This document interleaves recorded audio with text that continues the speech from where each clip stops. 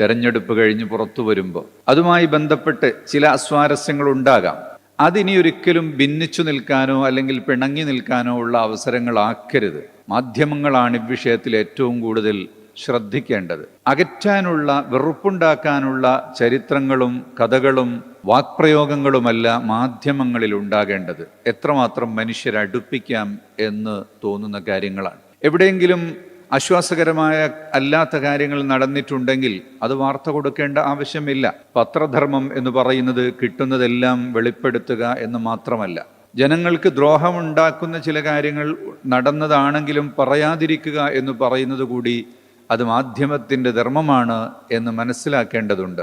അറിയുന്നത് മുഴുവനും പറയേണ്ടതില്ല, ആവശ്യമുള്ളത് മാത്രം പറഞ്ഞാൽ മതി. സത്യം മുഴുവനും പറയേണ്ടതില്ല, ആവശ്യമുള്ളത് മാത്രം പറഞ്ഞാൽ മതി എന്നുള്ള ഒരു ചിന്ത ഈ നാടിനെ നന്നായി മുന്നോട്ട് നയിക്കുന്നതിൽ ഭരണപക്ഷത്തും പ്രതിപക്ഷത്തുമുള്ള ആളുകളുടെ ക്രിയാത്മകമായ കഴിവുകൾ ഉപയോഗപ്പെടുത്തുന്നതിൽ മാധ്യമങ്ങൾക്ക് വലിയൊരു പങ്കുണ്ട്.